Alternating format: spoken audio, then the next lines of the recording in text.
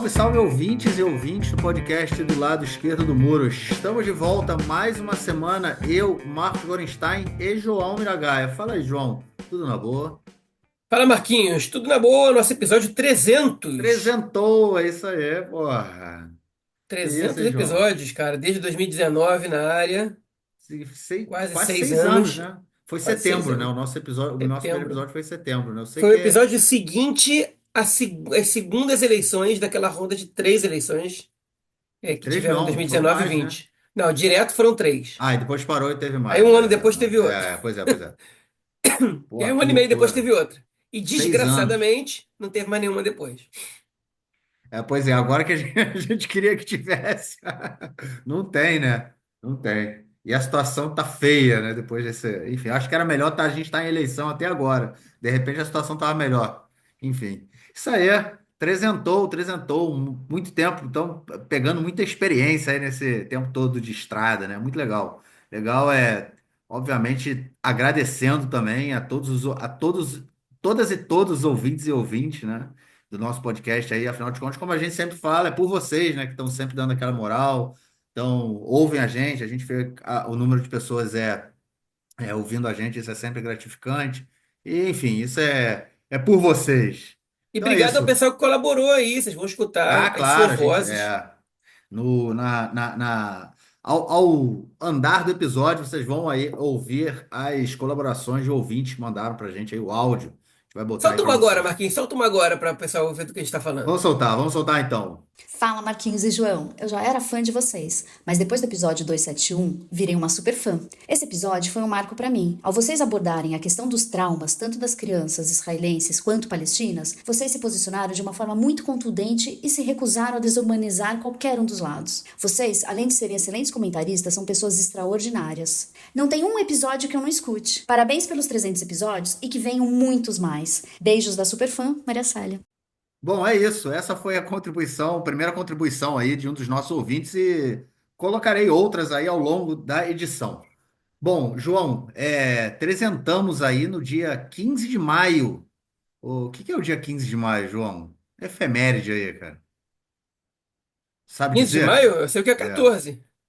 Daí 14 e 15, né, cara? Duas coisas que uma está É. diretamente ligada à outra, É né? que é o 14 de Dia, maio, a independência de Israel, 15 é o Nakba, e né? Tipo, 15 é o Naco, é isso. É o dia 15 de e maio, os vai fazer parte palestinos. do nosso episódio, o Nakba. Pois é, os palestinos hoje relembram, né, o Nakba, como eles chamam a tragédia, que é a criação, né, do momento que a partilha da Palestina é aprovada não, né, o mandato britânico termina, o Estado de Israel é criado, a Palestina, o Estado, a Palestina histórica é dividida, o Estado de Israel é criado, os palestinos eles lembram o Nakba, né? Que é a tragédia, uma tradução, né? Que é onde a gente teve aí grande parte da população expulsa, enfim, toda a história que não vamos entrar aqui, mas enfim, apresentamos, né? Um dia depois do Dia da Independência de Israel, que foi celebrado aí, né? No caso do calendário gregoriano, no dia 14 de maio, né? No final do dia, e no dia 15 é o Nakba. Mas é, muita gente, É, Marquinhos, inclusive, pergunta pra gente nos comentários, porque às vezes a gente dá uns pitacos. Você fez um sobre o Levante do Gueto de Varsóvia na semana passada. E aí, pô, você não gostei que vocês não falaram sobre isso, sobre o aniversário sei lá, de Deir Yassin, né, que foi um massacre acontecido na Guerra de Independência, sei lá, ou Nakba, né, outras coisas.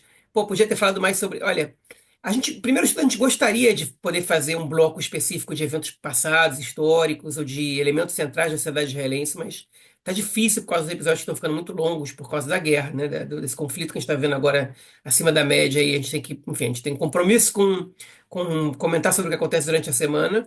E também é difícil para a gente lembrar de tudo. E é difícil também, e também fica muito repetitivo, porque o nosso podcast ele é semanal. Então, todos os anos, lembrar os mesmos eventos históricos pode ficar um pouco maçante para os ouvintes que estão com a gente sempre. Mas quando dá um clique, a gente fala, e se vocês querem que a gente fale sobre um tema específico, eu não prometo, pois mas é. dá um toque antes do episódio. Antes do episódio. Fala, pô, será que vocês têm como falar sobre o tema tal? Um ouvinte veio me pedir para fazer uma avaliação sobre o site Honest Reporting sobre algumas postagens deles. E a verdade é que eu não tenho condição, eu não sou perito para avaliar o material dele, se é correto ou não. O que a gente fez na semana passada, o retrasado, foi avaliar a intenção da postagem deles, o tom, a narrativa que eles apresentam. Agora, se as fotos e vídeos são verdadeiros ou não, eu não encontrei nada que mostre que não são verdadeiros, mas eu também não busquei muito. Enfim, então, e como eles publicam em inglês, eu acho que quem tem vontade de desmentir vai desmentir em inglês também. Os ouvintes que falam inglês vão conseguir achar isso sem nenhum problema, se é que não for verdade. Mas enfim, estou misturando um monte de coisa, estou dizendo só que a gente está aqui, a gente quer falar sobre muito mais coisa, mas aí vai ficar muito longo se você ficar com raiva da gente. Enfim, só isso que eu queria deixar. Mas é isso, as datas estão aí, vamos falar sobre elas depois, né? É isso. Então, como já foi marcado aí, episódio 300, dia 15 de maio, 2h04 da tarde, exatamente, gravando esse episódio para ficar registrado. Bom, como temos feito aí ultimamente, agora, dando aí o menu desse nosso episódio, no primeiro bloco a gente vai tratar justamente da questão da guerra, né, como já é de praxe, e também da visita do Trump ao Oriente Médio, que obviamente tá tudo ligado, né? Tudo que aconteceu na guerra essa semana, no que diz respeito a Gaza, tá ligado também diretamente com essa visita do Trump aqui ao Oriente Médio. A gente vai falar disso tudo. E no segundo bloco, a gente vai tratar de questões internas, questões da crise política, mais uma crise política, né, que o governo vai enfrentando. Dessa vez são os ultra-ortodoxos, eles vão mudando, né? Ultra-ortodoxo, aí vai para o pessoal lá do sionismo religioso, e volta para o ultra-ortodoxo, vão mudando. Enfim, também questões relacionadas aos professores e à repressão, né, em universidades, tudo pode. Coisas que estão acontecendo no sistema educacional israelense. A gente, na semana passada, comentou sobre greves e tudo mais, e também sobre a nomeação que o Netanyahu fez de um servidor, que seria assim, o representante da ouvidoria, né, do serviço público, e agora o Supremo Tribunal de Justiça freou essa nomeação. E no terceiro bloco, como já é tradição, dica cultural, palavra da semana e outras cositas más. Bom, é isso. Vamos então passar para o primeiro bloco para tratarmos de questões da guerra esta semana.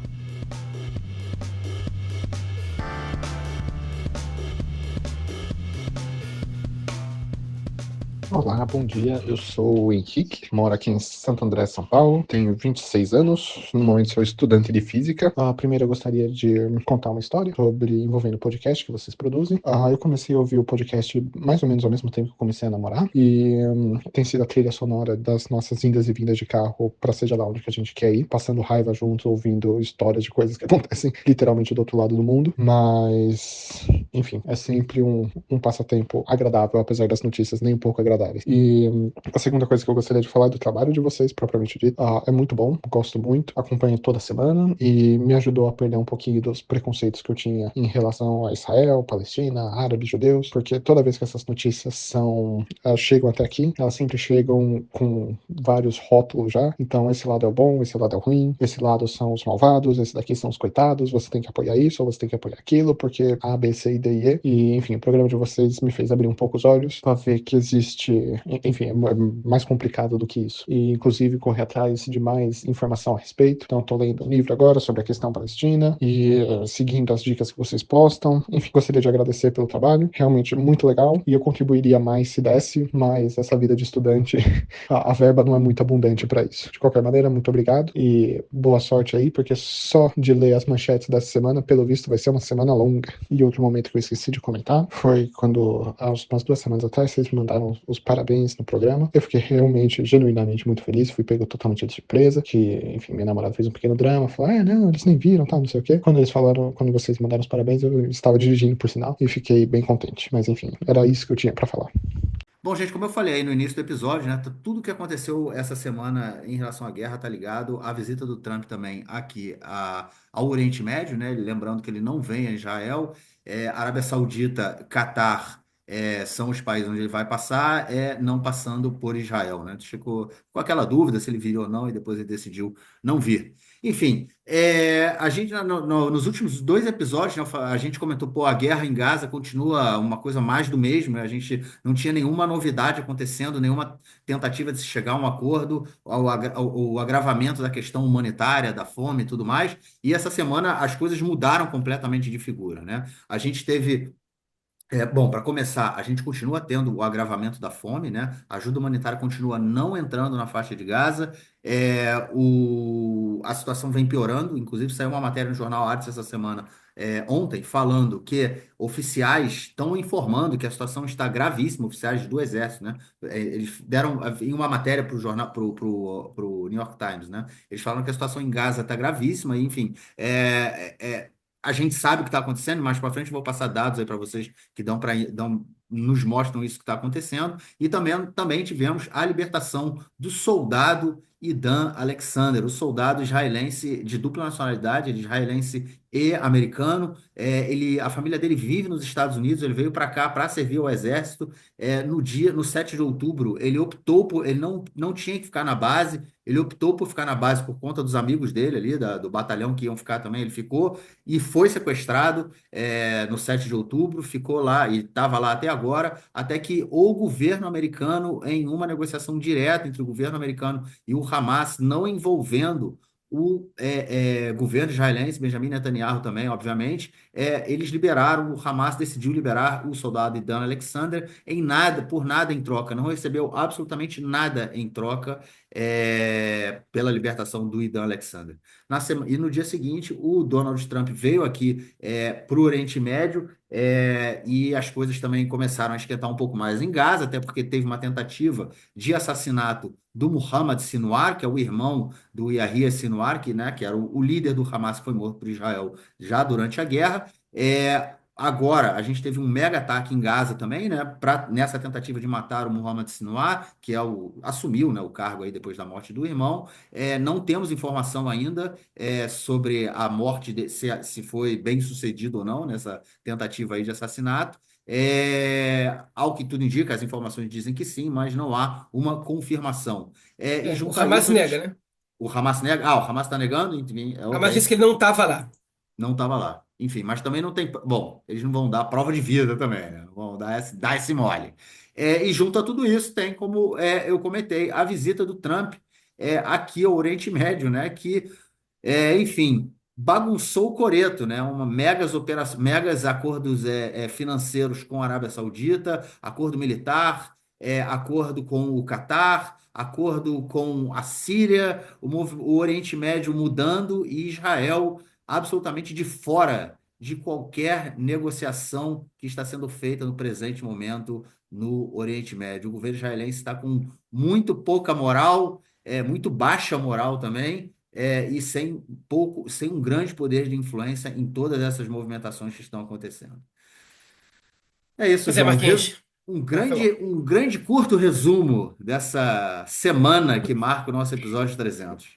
Resumão, quem só queria se informar já pode desligar o tocador. Não, brincadeira, fica aí, Foi só as pessoal. manchetes, né, cara? Foi só a manchete, cara. Fica aí. Pois é, povo reclamar que a gente não falou da previsão do tempo, né? Pô, se Pô, não falar da previsão do tempo, eu vou esquecemos. desligar. Pois é. Só para É. falar, no sábado vai fazer 40 graus no país todo. Algum dia vai fazer 45. Tá, chegou uma onda de calor aí. Fechou. Seguinte, pessoal, é isso aí que o Marquinhos falou, é tudo verdade. Foi mais ou menos a linha dos acontecimentos. O processo dos acontecimentos foi assim. A verdade é que pegou a gente de surpresa. A gente já começou no sábado à noite. E começaram a pipocar as informações de que o Hamas ia libertar o refém. Na verdade, alguém me chamou a atenção para falar que o Idan Alexander não pode ser chamado de refém. O cara é soldado. Soldado não é refém, ele é arma de guerra, né?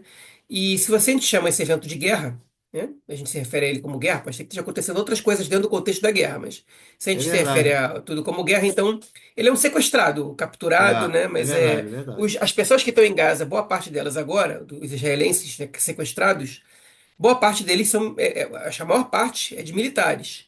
O Hamas considera todos eles soldados, porque eles todos têm até 40 anos. Então eles são potenciais reservistas. Mas alguns não foram sequestrados na condição de soldados e de fato nem serviam na reserva. Mas o caso do Juliano Alexander é outro. Ele foi sequestrado enquanto era guarda numa base.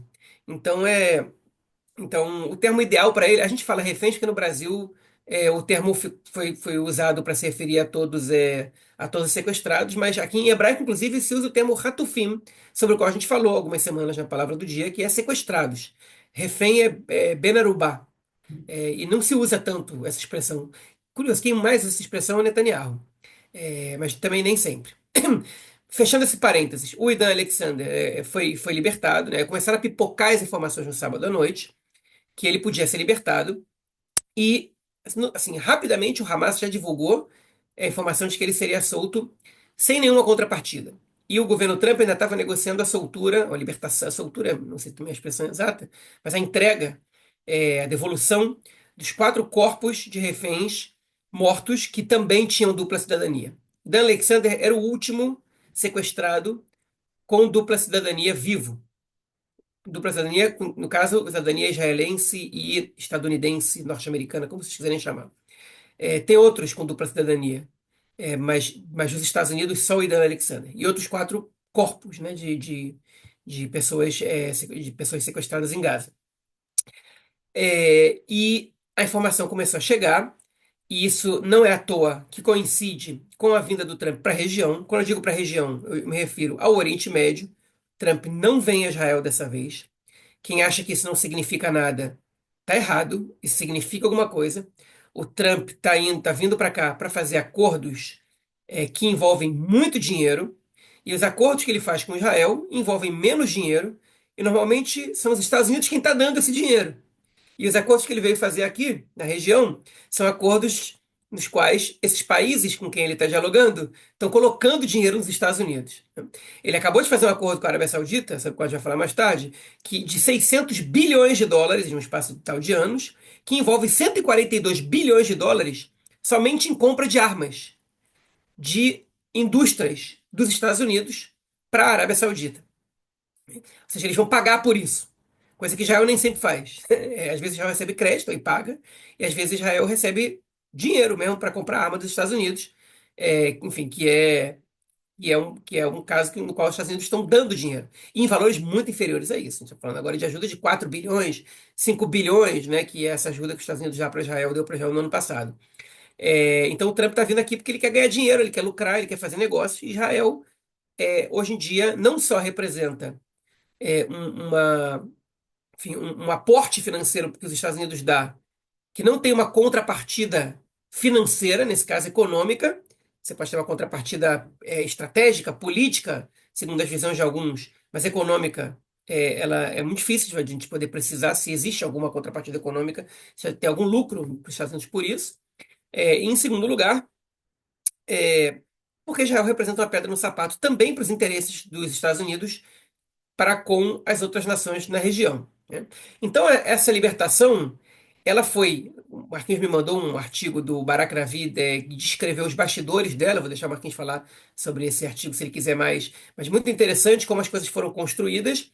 E, de fato, o Hamas foi convencido a libertar o soldado, o Dan Alexander, sem nenhuma contrapartida, porque eles esperam que esse gesto de boa vontade política seja recompensado a curto prazo com a pressão que os Estados Unidos vão fazer, já estão fazendo, tende a aumentar, sobre o governo Netanyahu para que haja um cessar-fogo. E o Trump deixou muito claro o agradecimento dele ao Hamas, nesse caso, à libertação.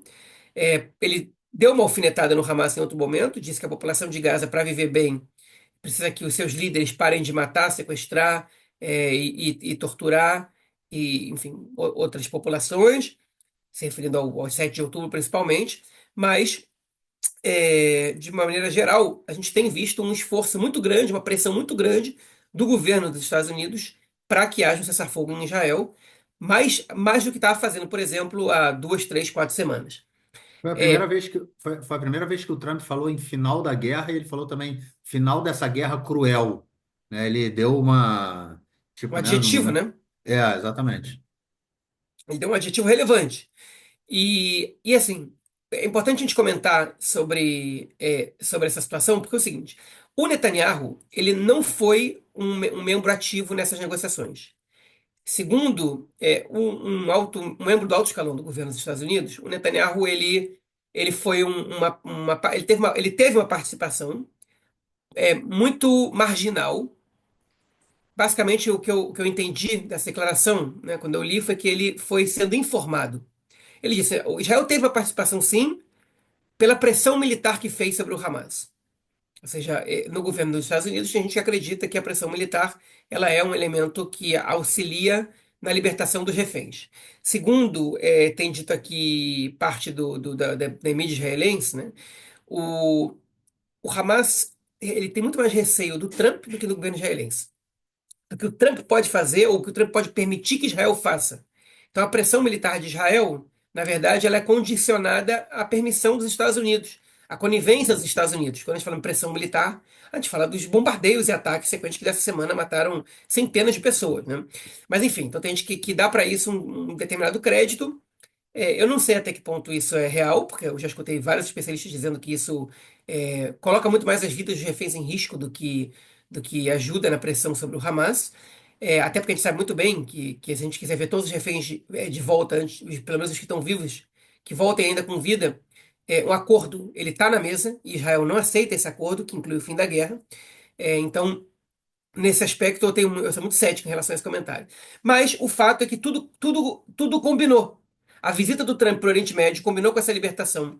O Trump organizou um encontro na Arábia Saudita, no qual ele se encontrou também com representantes da autoridade palestina.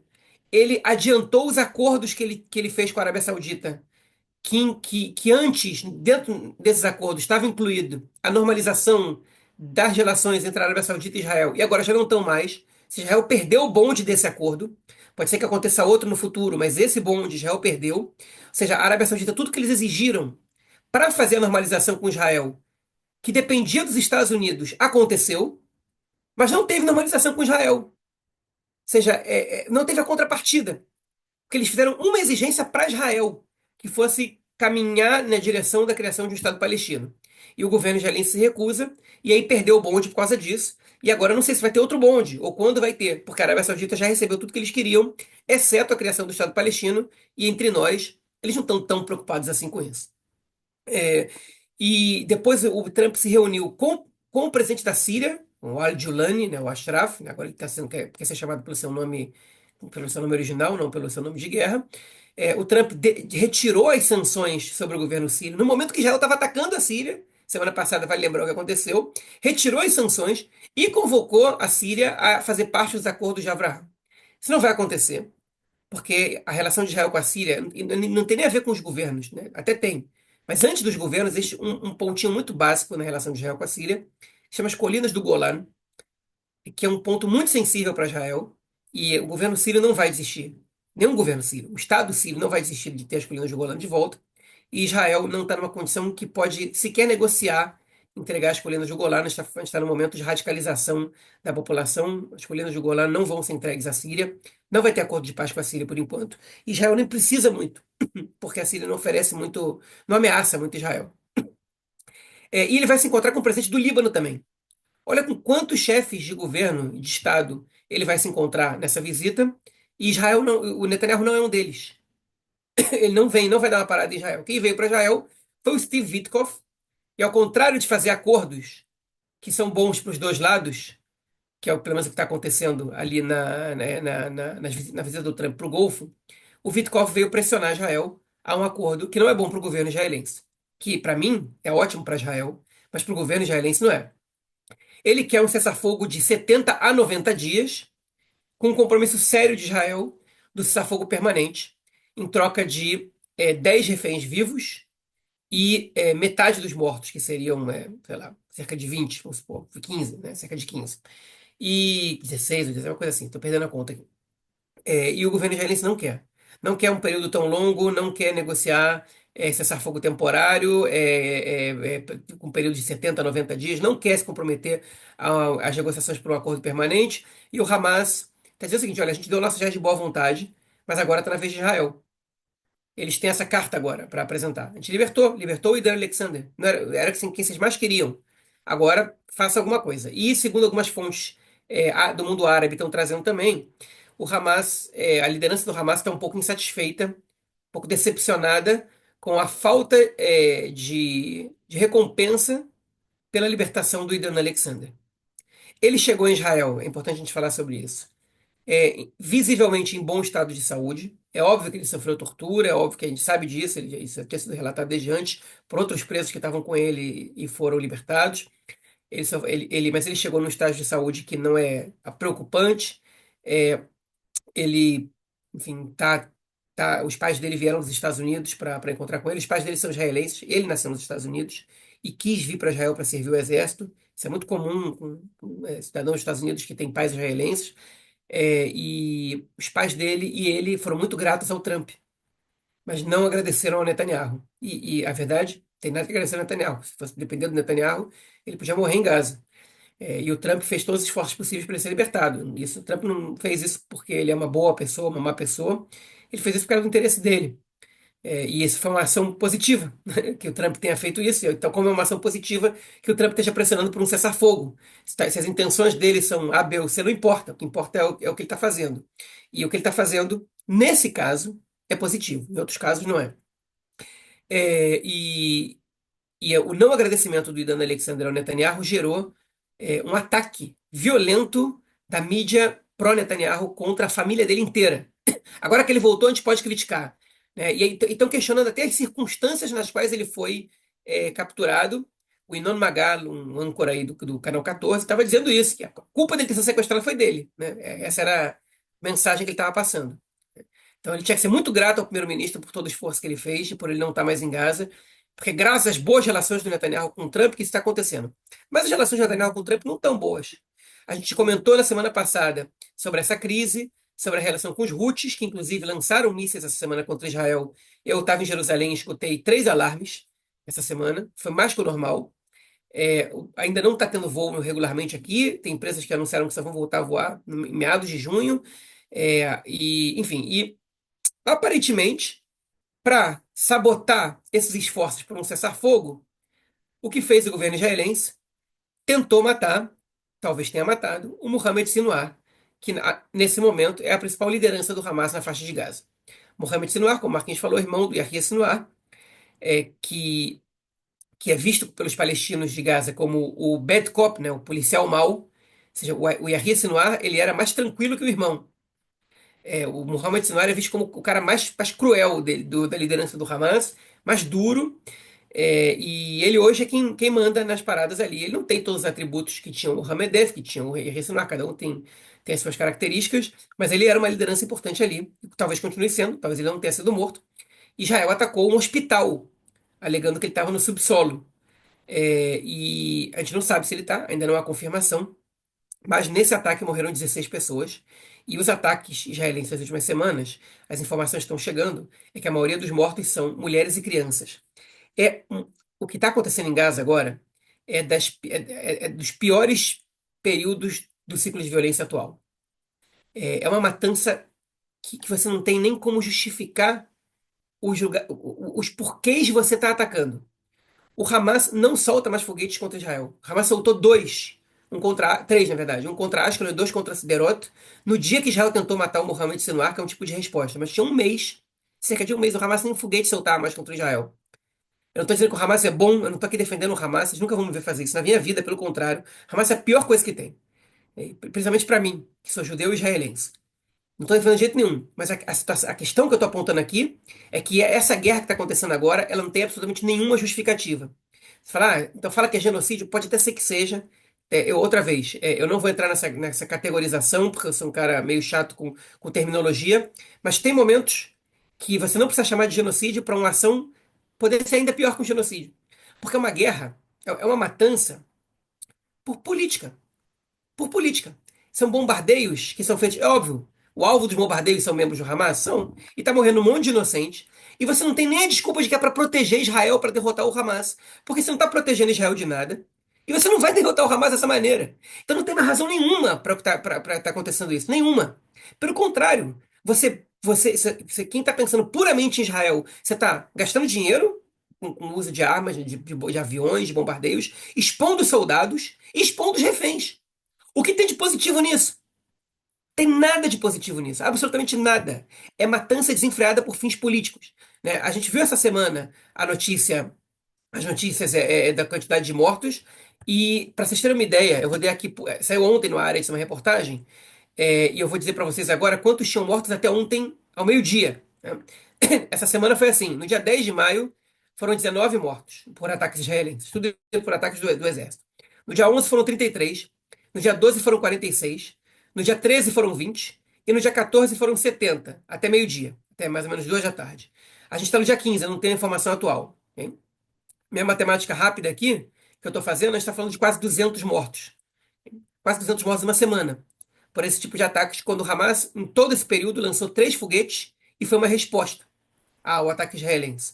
O Hamas não é bonzinho, outra vez eu estou dizendo isso, para ficar bem claro, né, para ninguém me acusar de estar passando pano para nada. De jeito nenhum. O Hamas, na minha opinião, tem que ser é, é, é, trocado dali, tirado dali pelos palestinos, porque Israel não tem condição de fazer isso. Israel tem que criar as condições para que o Hamas não exista mais. Mas não é dessa maneira que isso vai acontecer. A gente está vendo dessa maneira que isso acontece é a destruição ainda maior de Gaza e o número maior ainda de inocentes mortos. E isso para manter um governo no poder. É um negócio absurdo, é um negócio que tira a gente do sério, olhar como a situação está se desencadeando, ver para onde ela está indo. O Trump, pelo jeito, não está gostando nem um pouco disso. E ele, nessa viagem dele agora, ele está deixando claro para Israel como Israel está isolado dos outros países, como que o Catar tem uma presença significativa, porque foi o Catar que costurou a libertação do Idan Alexander. E nesse contexto todo, o Trump ele voltou a negar, né?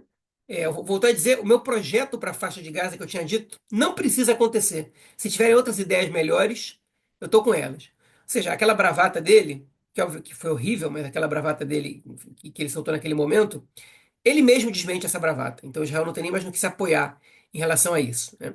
E não existe coordenação entre os dois lados. Netanyahu está dizendo: o Trump está apoiando a gente nessa guerra, e o Trump no dia seguinte fala que a guerra tem que acabar o mais rápido possível. E a verdade é que a gente está vendo uma desgraça tremenda acontecer, mortes de centenas de pessoas, boa parte delas inocentes, pessoas passando uma fome severa. Os números estão tão absurdamente acima do que estavam antes, e eles podem piorar. 93% da população de Gaza, segundo o IPC, né, que é o Integrated Food Security Phase Classification, para eles, 93% da população de Gaza vive uma situação de insegurança alimentar, e 244 mil pessoas na faixa de Gaza estão na situação mais severa de fome.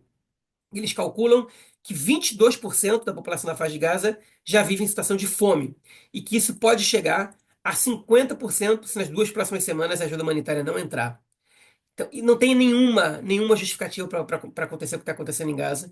Qualquer protesto contra Israel nesse momento, é óbvio, desde que não seja antissemita e que não pregue extermínio de ninguém, é legítimo nesse momento, porque isso precisa parar de maneira urgente. Se alguém não entendeu ainda, isso depende exclusivamente de Israel.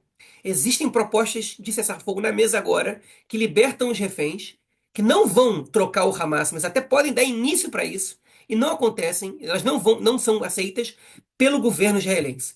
O Hamas poderia libertar reféns e conseguir um cessar-fogo temporário, poderia entregar as armas? Poderia, né? Poderia. É óbvio que tipo, poderia resolver o problema. Se o Hamas falar: entregamos as armas, vamos embora de Gaza e acaba a guerra e a gente liberta os reféns, poderia acontecer. Só que o Hamas não vai fazer isso da mesma maneira que Israel não vai dizer: ok, a gente vai sair embora daqui e vai deixar um grupo pró-palestino controlar o Estado de Israel. Isso não vai acontecer. Não dá para esperar do Hamas, um grupo jihadista que usa do terrorismo como método, um dos principais métodos, que eles vão entregar as armas. Agora, isso não quer dizer que você precisa continuar fazendo o que está fazendo para tirar o Hamas. E isso é muito claro há muito tempo, que escuta o nosso podcast há muito tempo já sabe disso, e é absolutamente revoltante, e os protestos precisam acontecer. Isso precisa parar. Se em algum momento essa guerra teve alguma justificativa, pelo menos a razão dela existir, não os métodos, é muito claro que há meses ela não tem, e a gente está num momento que chega a ser assustador, como mais de 70% da população israelense é contra a continuidade dessa guerra. E ainda assim ela continua acontecendo nesses tons, e preparando, o governo está se preparando para aumentar o tom. Então, enfim, eu não quero mais falar sobre isso, porque é revolta. E aqui na rua, se a gente sai para pedir o fim da guerra e fala em massacre contra os palestinos, a gente vai preso. né? Na maior democracia, a única democracia do Oriente Médio. Essa é a infeliz situação que a gente está vivendo. Bom, vamos lá, tem um monte de coisa também que eu quero comentar, só vou dar uma complementada, então, começar, né, pela questão aí da segurança, enfim, da situação em Gaza, né? Você colocou a questão da fome, né? No site da ONU, da OCHA, né, que eu sempre uso ele aí como fonte, a situação é bem pior, né, do que essa que foi apresentada, tipo, eles dão que 100% da população de Gaza projetam que estão em altos níveis assim de insegurança alimentar, né? Ou seja, é uma parada muito absurda. Isso aí, obviamente, não vai de encontro ao que você colocou, né? Você colocou um nível bem mais avançado, mas enfim, tem toda a população de Gaza aí com insegurança alimentar praticamente. E um número que foi atualizado, né? Acredito que desde que eles começaram a ter mais acesso a todas as regiões de Gaza, naquele período ali que teve o cessar-fogo, está dizendo agora que cerca de 92% das casas, das unidades residenciais, estão destruídas ou danificadas. 92%. Assim, é absurdo, né? Não restou nada da faixa de Gaza, não restou absolutamente nada. Junta isso aí a questão da fome, questão da falta de água, dos hospitais, hoje tem 60% só dos hospitais funcionando na faixa de Gaza, e, obviamente a gente sabe como é que é esse funcionando, né? É, não necessariamente funcionando em condições ideais. Então realmente muito complicado. É só mais uma outra citação aqui do site da ONU. Olha só, no dia 10 de maio eram produzidos 412 mil, vamos dizer assim, porções, né, de comidas em Gaza, né, enfim, humanitárias, né, obviamente.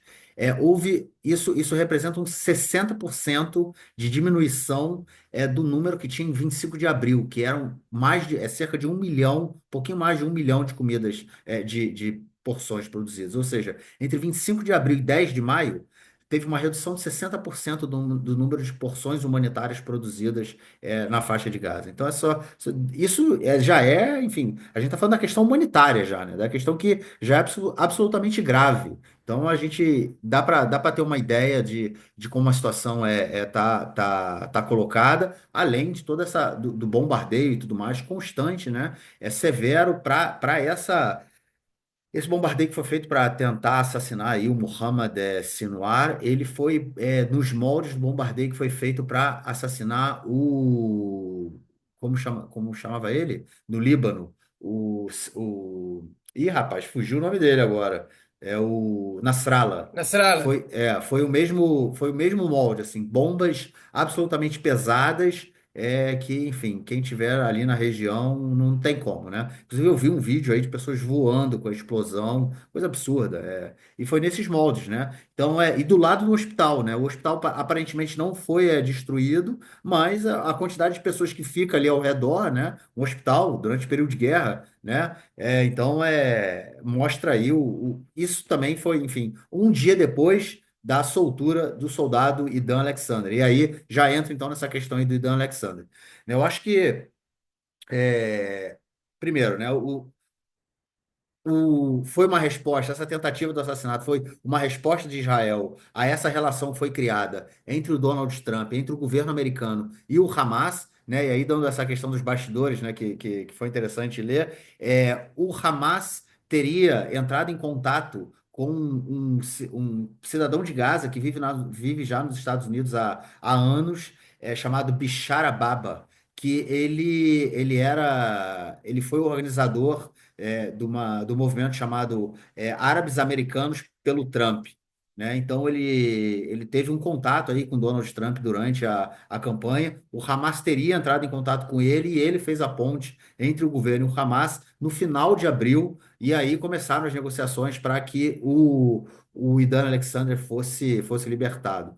E eu acho que tem muita coisa, né? Essa libertação dele e a forma como foi feito, ela diz muita coisa junto à visita do Trump, né, aqui ao Oriente Médio, diz muita coisa sobre a posição de Israel hoje no Oriente Médio e a relação de Israel com os Estados Unidos, né? Primeiro, mesmo que assim, o fato do governo ter sido informado sobre o andamento das negociações já mostra que não tinha muita força para tentar impedir, né? E eu acho que dificilmente o governo, dificilmente quer dizer, não sei se eu posso afirmar isso, que dificilmente o governo israelense faria alguma coisa para boicotar ou, vamos dizer assim, criar impedimentos, né, para que acontecesse a libertação do soldado, né? Eles são capazes de tudo, né? Eles poderiam ter feito talvez alguma coisa. Não fizeram, né? Não atrapalharam, as negociações aconteceram, ele foi libertado sem nenhuma festividade, né? O Hamas geralmente fazia aqueles eventos ali, não houve nenhum evento dessa vez, ele passou para as mãos da Cruz Vermelha para o exército, e aí veio para cá, para Israel. Enfim, agora, gente, vamos pensar um negócio, o soldado, ele vamos dizer assim, não é nem encaixado nessa categoria de refém, né, como o João colocou aí anteriormente, porque ele é uma arma de guerra, né? Então, ele seria, no caso, um preso legítimo. Qual é o valor do Idan Alexander para o Hamas? Quantas pessoas o Hamas, quantos prisioneiros, né, palestinos nas prisões israelenses, o Hamas poderia trocar pelo Idan Alexander? Assim, ele tem um peso dentro dessas negociações muito grande, né? Ele não era um caso, vamos dizer assim, um preso humanitário, né? Um senhor de idade, uma senhora de idade, uma criança, enfim, uma mulher, né? É um soldado, uma arma de guerra, é um prisioneiro legítimo, né? Ou seja, o valor dele dentro da negociação é muito grande e ele foi entregue de graça para o governo americano, né? E isso gera esse tweet, né? Que na verdade não é no Twitter, na rede social do Donald Trump, né, que ele fala pela primeira vez em terminar esta guerra cruel, né? Ele fala em terminar a guerra, fala em cruel, né? Ele chama a guerra de cruel, né? Ou seja, já é uma crítica também ao governo israelense, né? Então, assim, é, foi escanteado completamente. Eu acho que o Netanyahu vem no último período aí tentando dar uma puxada de saco no Trump, né? Para aproximá-lo. Lembrando aí da primeira vez que ele foi na Casa Branca, levou lá um bíper de ouro, lembra? Ele levou como uma réplica, sei lá, uma lembrança aí da missão dos bíperes que foi feita contra o Hezbollah. E agora a gente vê assim essa relação completamente azedada, né? Mostrando aí que o Trump é capaz de tudo, né? Ele não está muito preocupado com as relações entre Israel e Estados Unidos no momento em que Israel passa a ser uma pedra no sapato dos Estados Unidos. Não estou preocupado com isso. Então, se vocês não vão ser uma pedra no meu sapato, né? Então, é assim, no momento em que Israel está forte, né? Eles gostam de Israel, mas o Israel está fraco no momento. O governo israelense depende do governo americano para qualquer movimentação de guerra que a gente tem no momento, desde o 7 de outubro, né? Quem financiou essa guerra em grande parte, né, foi o governo americano. Bom, aviões e aviões chegando aqui com equipamento, chegando aqui com bombas, os porta-aviões que vieram, enfim, né? Para quem acompanhou a gente aí durante esse 1 ano e 7 meses de guerra, ouviu a gente falando isso tudo. Então, assim, hoje é, o governo de Israel é um empecilho para os interesses do governo americano.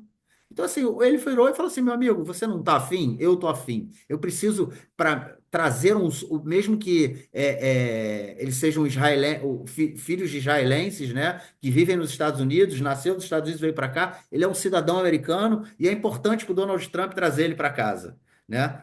Retirar ele de lá, vamos dizer assim, ó, nós cuidamos dos cidadãos americanos. E agora, e os cidadãos israelenses? Quem é que cuida dos cidadãos israelenses? Quem é que cuida do Matan Sangalker, né? Que é um cara que estava na festa, não estava no kibutz, né? Ele era de um dos kibbutzim e foi sequestrado. A esposa, a namorada dele, né? Ela já foi libertada e ele está lá até agora. Por que que ele não é libertado? Porque ele não é americano? Por que que o governo israelense não se preocupa com eles? Né? E eu acho que essa é uma questão que a sociedade israelense tem feito, essa questão a sociedade israelense tem feito. Cadê? Né? Que absurdo é esse? E aí a gente gera uma série de questões sobre a própria sociedade, sobre a própria concepção em que esse Estado foi criado. Porque uma das principais bases do sionismo, se não a principal base do sionismo, é a ideia de que o Estado de Israel vai proteger os seus cidadãos. É para proteger os seus cidadãos. Os judeus também, obviamente, os judeus cidadãos de Israel. E o governo de Israel, nesse momento, está abandonando os seus cidadãos. Ele está fazendo justamente o oposto do propósito pelo qual o Estado foi criado. Olha só que loucura!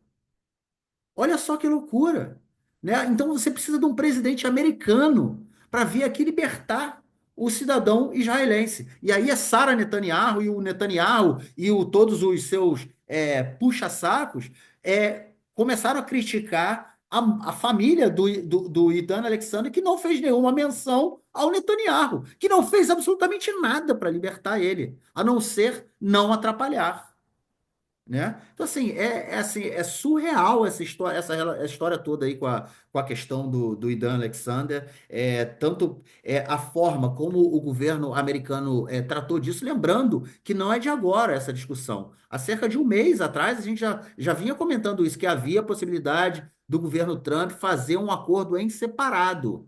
Em separado. E aí essa história morreu. Opa, o governo israelense falou: ó, não, segura aí, vocês vão me quebrar. E o Trump segurou, o Witkoff segurou, na verdade. E agora esse acordo aconteceu, né? O Witkoff foi lá, encontrou o cara, encontrou o Idan Alexander, falou com a família, veio aqui em Israel para a coisa toda. Coisa que o governo não faz.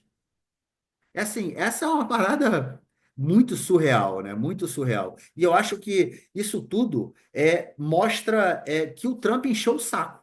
Encheu o saco do Netanyahu, encheu o saco de o Netanyahu tentar ler saber, né? Que a gente fala aqui, ensaboar o Netanyahu o tempo todo, o Trump o tempo todo, e falou: você não vai fazer isso. E aí, entrando no meu comentário sobre a visita do Trump aqui no Oriente Médio, né?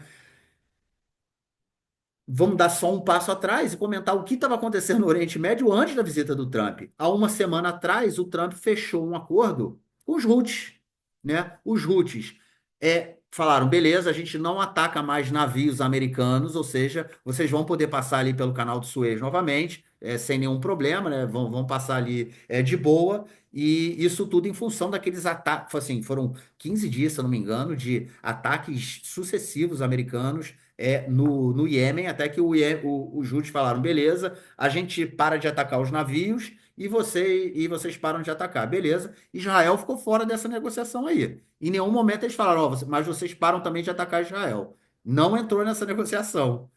Míssil atrás de míssil. Você foi para o bunker também, 3 vezes essa semana. Também, ontem eu fui, tava com as crianças indo para o colégio, estou chegando no colégio, e aí agora tem esse sistema que avisa antes, né, no momento em que o míssil sai do Iêmen, eles identificam e eles mandam já mensagem, falam: ó, saiu um míssil, fica ligado. Então eles tentam derrubar. Se o míssil é derrubado, eles avisam: ó, o míssil foi derrubado. Aí a vida continua. Se o míssil não é derrubado, aí sirene toca. E aí tu entra pro bunker. Mas você já tem ali uns 2, 3 minutos para saber que de repente você vai ter que entrar no bunker, né? Então eu tava chegando com as crianças no colégio, toca a sirene, 7h30 da manhã, sei lá, 15 para as 8 da manhã, corre todo mundo pro bunker. E foram assim, 2 e 3 vezes essa semana, Eu fui né? pego na rua. Hã? Eu fui pego na rua uma Foi na vez, rua. outra eu tava num hotel com um grupo, então fui pra escada. Sim. A outra eu nem me lembro, cara. Nem me Não, lembro não, eu da estava em outra. casa também uma vez, enfim. Então, mas assim, ou seja, os ataques Houthis a navios americanos não acontecem mais, mas aqui em Israel está acontecendo. Aqui em Israel está liberado, né? Ou seja, ele fez o acordo com os Houthis e deixou Israel do lado de fora. Ele está fazendo o acordo com o Irã, apesar do. Lembrando que o Trump saiu, né, do acordo com o Irã no seu primeiro mandato por pressão do governo israelense, do Netanyahu. Ele Isso é o que o Netanyahu voltou. diz, né? Se a pressão dele funciona ou Pois não. é, foi o que o Netanyahu diz, é verdade, é verdade. Mas ele volta para o acordo e volta a debater o acordo. E hoje saiu uma notícia, inclusive no Ares, dizendo que há avanços substanciais nesse acordo, né? Em que o Trump continua dizendo em alto e bom som que o Irã não vai ter armas nucleares, não vai chegar a ter armas nucleares, não vai, ou seja, ele está botando o pé firme nisso aí, né?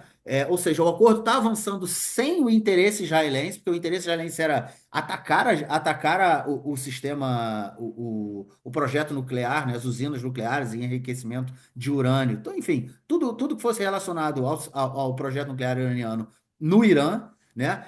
Com a Síria, como o João colocou, tá tirando as sanções e convidou, cara, o Julani para fazer parte do Acordo de Abraão. Convidou o cara, falou, meu amigo, entra.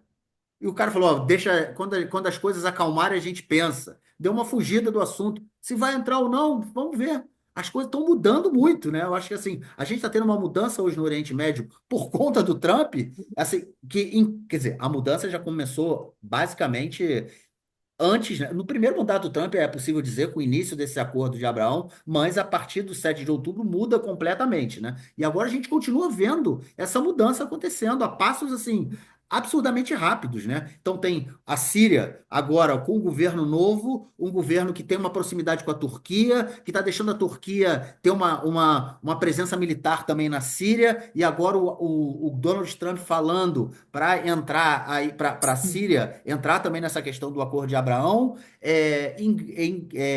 Arábia Saudita, como você comentou, 600 bilhões de dólares de acordo, acordos econômicos. Inclusive, o Trump também falou pro Bin Salman, falou o seguinte: você entra para o acordo de Abraão quando achar melhor. Ou seja, justamente essa questão que um dos pontos mais interessantes do Acordo de Abraão era a normalização das relações com Israel no acordo, no caso, um acordo de paz, né? Porque com a Arábia Saudita são dois países em guerra, né? Eles não se reconhecem. Então você teria um acordo de paz com a Arábia Saudita, isso foi retirado. Ou seja, o acordo financeiro, que era interessante para os dois países, e militar, obviamente, né? Porque é interessante para a Arábia Saudita, foi assinado. Israel foi ficar de fora. O Catar, eu estava ouvindo no podcast, se eu não me engano, foi do Petit Jornal, que eu estava ouvindo agora, hoje de manhã, que eles fecharam um acordo no Catar agora. O Trump, depois da Arábia Saudita, foi para o Catar, e o acordo que ele fechou no Catar, 1,2 trilhões de dólares. O dobro do que tinha sido assinado na Arábia Saudita. O dobro. O cara sai do Oriente Médio com acordos assinados em quase 2 trilhões de dólares. E o Catar também não tem. Israel não participou de nenhuma negociação como essa. Como você falou, ele vai encontrar o presidente do Líbano, né? E a questão de Gaza, que o Netanyahu, eles negociaram, né? No governo Trump negociou com o Hamas sem levar o Netanyahu em consideração. Ou seja, o Oriente Médio está mudando, o Donald Trump está tendo relações com todos os países aqui na região do Golfo Pérsico, inclusive com o Irã, e Israel não está participando das tomadas de decisão, não está participando, já não está. Pode, obviamente, pode ter algum contato, o governo israelense, a diplomacia israelense em contato com a diplomacia americana. Obviamente isso deve estar acontecendo, mas Israel não está presente. Israel não está junto, porque o governo Netanyahu não quer acabar com a guerra. E não quer proteger os seus cidadãos, não quer cumprir com a sua obrigação de trazer de volta os seus cidadãos, que, por sinal, comentamos isso na semana passada, da questão em relação ao número de reféns, né, vivos e mortos. Hoje, agora já começou a se falar, né, a gente tinha 59, no caso seriam 35 mortos e 24, a gente falava que estavam vivos, né? Semana passada houve aquela atualização, depois de algumas pessoas, inclusive a Sara Bocuda Netanyahu, abrir a boca, e aí falaram que três, né, desses que eram considerados vivos, há grandes suspeitas, há grandes receios, né, sobre a sua vida, ou seja, possivelmente também não estão vivos, então esse número cai também, ou seja, eram 35, passam a ser 38 mortos, né, e 21 vivos. Esse era o número que a gente tinha até a soltura do Idan Alexander, né? A mídia israelense começa já a levar esses três outros ali como já reféns que morreram. Então, a gente tem hoje 20 reféns vivos e 38 mortos, e o governo de Israel mais isolado do que nunca, não tem nenhuma preocupação com seus cidadãos. Então, assim, essa é uma semana que marca, na minha opinião, um elemento. Ela mostra claramente a falência desse governo. a falência total do atual governo de Israel, tanto no que diz respeito à sua responsabilidade com os seus cidadãos, quanto ao que diz respeito à sua participação na comunidade das nações. O governo de Israel hoje, eu vou ressaltar aqui essa palavra mais uma vez, o governo de Israel hoje não tem nenhuma legitimidade para estar presente na sociedade de nações, no grupo de nações. Esse governo não pode estar mais no poder. Não estou falando aqui do Estado de Israel, estou falando do governo de Israel, antes que pessoas venham aqui deturpar o que eu estou falando. Enfim, cara, eu acho que eu acabei com o meu comentário sobre o tema e assim, algo Não, mais aí, a João? gente Nem tu só. abriu o Não, microfone. só que não, só um comentáriozinho. Então vai lá. Ontem foi morta uma israelense, uma colona, né? Estava grávida de 8 meses num atentado a tiros. O exército já está fazendo operações lá na região, já matou 5 pessoas atrás enfim, dos potenciais supostos terroristas assassinos que mataram ela. Quando eu digo supostos é porque ainda não encontraram o autor, pelo menos segundo o próprio exército. Os mortos são em confrontos com as forças militares. Mas enfim, é o espiral de violência. É o espiral de violência. Morre muito mais de um lado que do outro, muito mais. Mas a gente também paga um preço aqui, acaba pagando um preço aqui, né? O governo também é ruim pra gente, não é só para os palestinos. É ruim para todo mundo. A direita fascista é ruim para todo mundo. Fala João, fala Marquinhos. Ouvintes e ouvintes do podcast do lado esquerdo do muro. Meu nome é Arthur Cooperman, me mudei para Israel há praticamente 16 anos, no mesmo voo que o João. Eu lembro que vindo para cá, ele comprou uma garrafa de uísque no free shopping, eu achei muito poético isso. Eu não sei se ele comprou o uísque para celebrar uma conquista pessoal ou para afogar as mágoas da situação do país que ele encontraria no futuro. De qualquer forma, parabéns pelo episódio 300 e um episódio que me marcou foi 297 há 3 semanas. Nesse episódio, vocês comentaram da carta Coronel Bar, chefe do Shabak, enquanto eu gravo, comentava da bagunça e da desordem do país. Eu vi esse episódio no caminho do trabalho em Jerusalém até minha casa em Criatono, na estrada 443, que é uma estrada complexa que passa pelos territórios. A estrada estava parada, também uma bagunça. Não sabia se era acidente, se a polícia parou, o que tinha acontecido. No final, o caminho para casa foi tudo bem. Mas foi no mínimo curioso, e ao mesmo tempo bagunça e desordem no país, quando eu vi o podcast, e também na minha frente quando eu voltava para casa. E a minha palavra em hebraico para vocês é kolakavod, que quer dizer parabéns. Parabéns pelo projeto, pela iniciativa e pelo episódio 300. Abraço! É isso. Vamos para o próximo bloco então, João, para tratarmos de questões da política interna esta semana.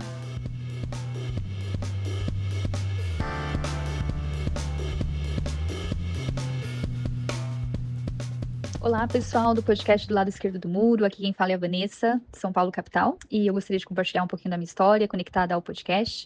Eu acompanho o podcast desde sempre e eu fui influenciada por vocês, de alguma forma, fazer o meu voluntariado, o meu intercâmbio voluntário em Israel. Eu já tinha visitado o país como turista em 2019, mas eu não tinha cogitado a possibilidade de morar em Israel. E surgiu essa possibilidade em 2022, no finalzinho de 2022, e meu visto estava válido por 2 anos. Isso significa que eu participei da guerra, eu estava lá na guerra, infelizmente, ou felizmente, né, porque eu tive a oportunidade de presenciar os fatos, de tudo o que vocês falam no podcast desde o início até agora, e eu fui uma testemunha ocular, na verdade, do que vive a sociedade israelense nesse período tão conturbado. Então, eu devo isso a vocês.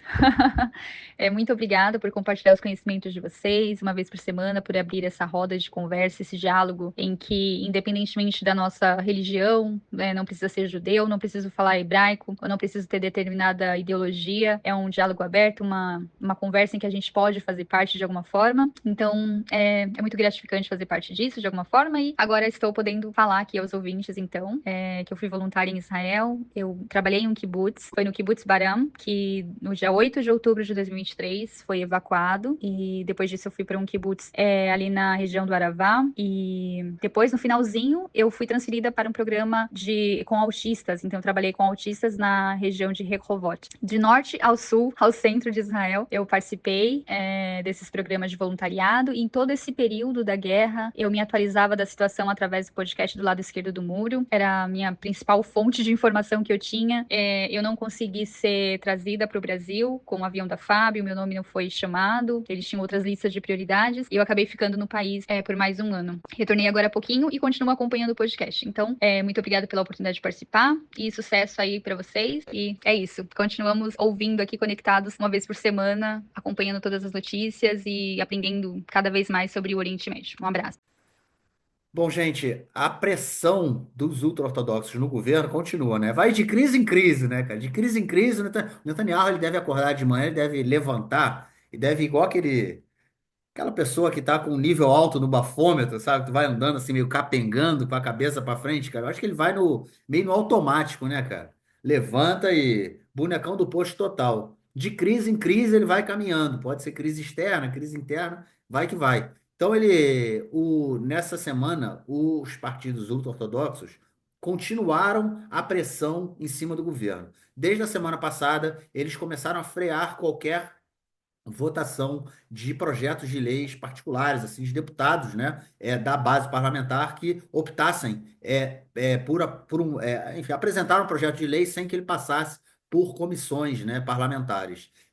Todos esses projetos estão sendo freados pelos ultra-ortodoxos, inclusive o projeto que prevê a divisão do cargo da conselheira jurídica, né, que é um projeto aí do golpe do judiciário, e faz com porque os ultra-ortodoxos, eles estão aí pressionando o governo por conta da lei do alistamento, que eles não querem se alistar, mas eles querem todos os direitos, mas os deveres eles querem menos.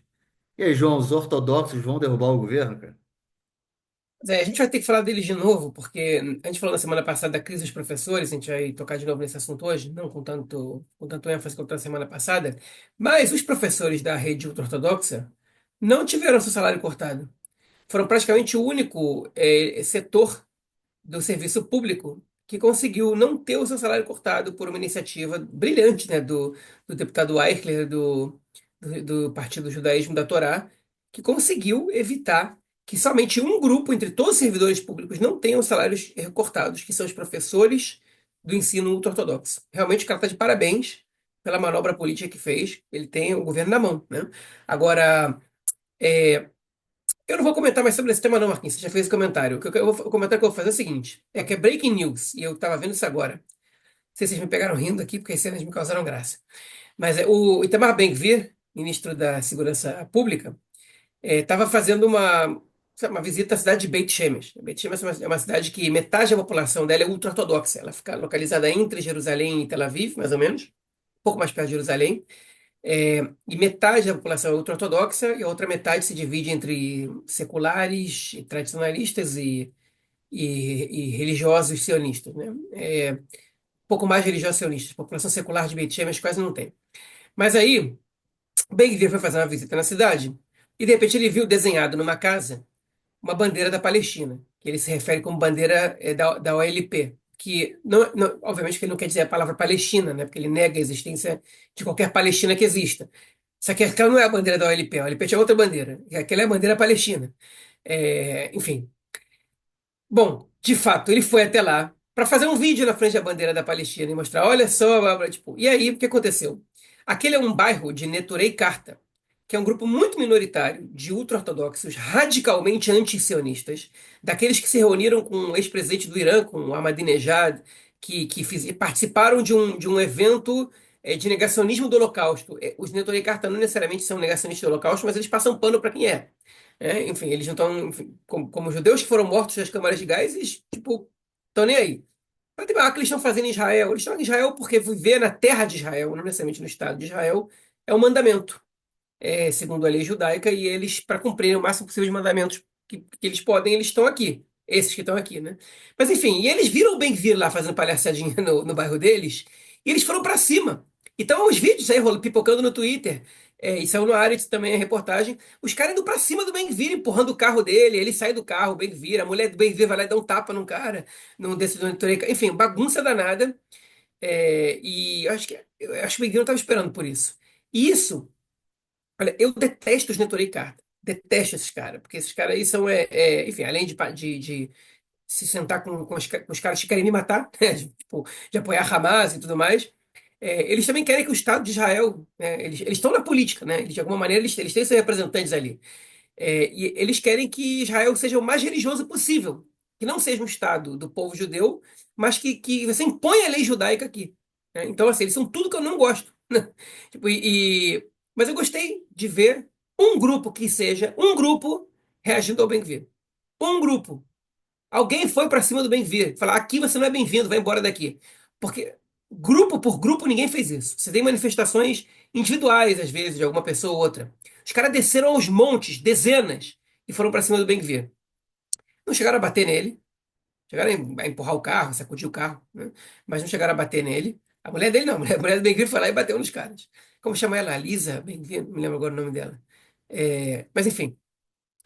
Eu queria ver grupos de pessoas de esquerda, árabes. Árabes, eu não posso exigir muita coisa deles, que se os árabes fazerem um protesto desse, você vai ter Pô, meu vários irmão, vai mortos ter ali morto o pela tempo todo. Vai vão morrer todo disparar nos mundo. caras na mesma hora, não tá nem para cobrar isso Porra. dos árabes. Mas queria ver o pessoal de esquerda fazendo isso, o pessoal liberal fazendo isso, porque o Neto e Carta foram lá para cima dele. Pô, enfim, esse cara tem que receber essas respostas da população. Porra, ele tem uma reprovação imensa, ele não pode sair circulando por aí como se nada acontecesse. Ele tem que ficar escondido lá no assentamento dele, com medo de sair de casa. Ele e todos esses membros desse governo horrível. Tipo, esse tipo de protesto tem que acontecer mais. As pessoas têm que ter mais coragem. E essa é a única coisa que eu invejo. Não é a única, não, tem algumas outras mais. Invejo até no bom sentido, dos ultra-ortodoxos. Eles vão pro pau quando eles têm que fazer manifestação. Não E acho pau que talvez mesmo. eles sejam talvez o único setor da população judaica que não tem medo de fazer manifestação do jeito que tem que ser feito. Eu não estou dizendo que tem que ter violência, não. Eu estou dizendo que tem que ter agressividade na manifestação. Você tem que mostrar que você está insatisfeito. E eles são o único setor que fazem isso de maneira adequada e que também sabem fazer o jogo político muito bem. Olha, é a prova, os professores deles foram os únicos que não tiveram o salário cortado, mas eles estão perdendo a guerra política na questão do alistamento, pelo menos na teoria, porque eles não estão conseguindo fazer aprovar a lei. E essa semana o Netanyahu disse que até 2027, 10 mil ortodoxos vão ser convocados. Primeiro, o número é pequeno, ainda que seja muito maior do que o atual, mas é um número pequeno, perto do que devia ser. Em segundo lugar, eu duvido. Quando acontecer, vocês vêm me contar. Bom, é isso. Já que tu falou aí que os professores ultra-ortodoxos não perderam parte do salário, vamos falar dos professores, né? Que semana passada aí a gente comentou, né? Teve um período ali de greve justamente por conta desses cortes. Essa semana não teve greve, porém a situação nas universidades também ela tende a ficar um tanto quanto mais complicada, porque hoje, no caso, porque o Smotrich, no caso, né, o ministro das Finanças, ele anunciou que vai fazer de tudo para tentar cortar financiamento das universidades de Tel Aviv e Jerusalém por conta de eventos do dia do Nakba. Como comentamos aí hoje, dia 15, a comunidade palestina, né, aqui em Israel e pelo mundo inteiro, na verdade, né, os cidadãos palestinos relembram, né, o Nakba, e, obviamente, sempre há eventos, né, nas universidades, ou sempre há, não, né? Sempre se tenta fazer eventos nas universidades, né? Geralmente os eventos acontecem, as universidades não impedem, né, que os eventos aconteçam. Muitas vezes grupos da extrema-direita, eles entram com petições para que o evento não aconteça. Há confusões, já estive presente em eventos desses na Universidade Hebraica de Jerusalém e houve empurra-empurra, a polícia tendo que dividir entre judeus e palestinos, né?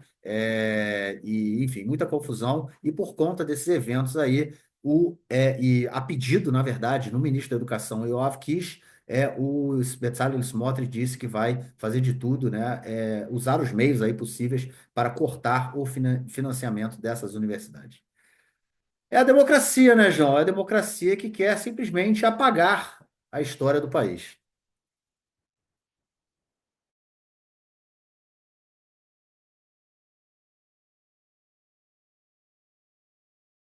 Pois é, a Universidade de Tel Aviv recebe 1,7 bilhão de shekel por ano do governo do estado. A Universidade de Jerusalém recebe 1,9 bilhão de shekel por ano.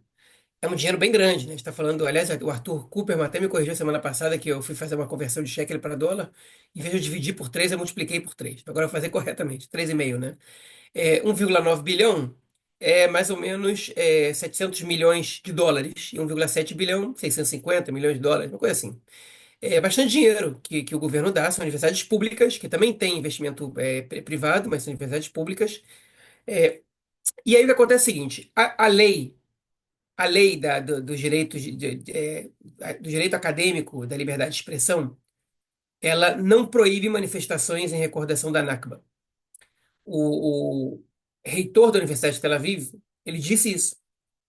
Ele não se referiu se ele concorda ou não se ele não concorda. Ele foi totalmente técnico. Nós permitimos a manifestação, e a polícia também, porque ela obedece os critérios legais. Ou seja, em alguns aspectos, Israel ainda é um país democrático. E a lei permite.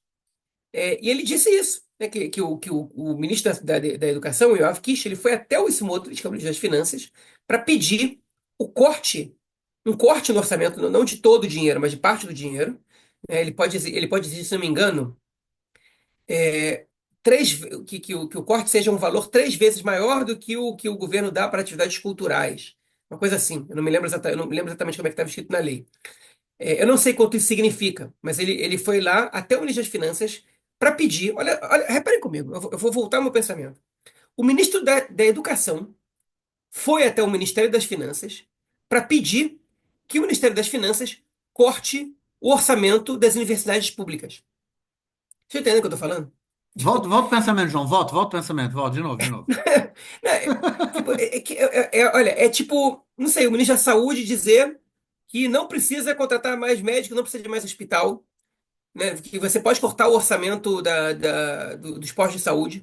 É como se o ministro da Defesa dissesse, até o ministro das Finanças, olha só, não precisa mais, não precisa corta esse recurso aqui que vai para as bases da Força Aérea. Quando que isso aconteceu? Quando que um ministro vai até o ministro das Finanças e pede para ter menos orçamento do que ele está recebendo? Os ministros, geralmente, eles querem mais orçamento para suas pastas, né? Só que pro Kish é muito claro, né? Primeiro que ele quer fazer demagogia com a extrema-direita, mostrando que ele está fazendo alguma coisa e punindo a universidade que se comportou muito mal, ai, ai, ai, né?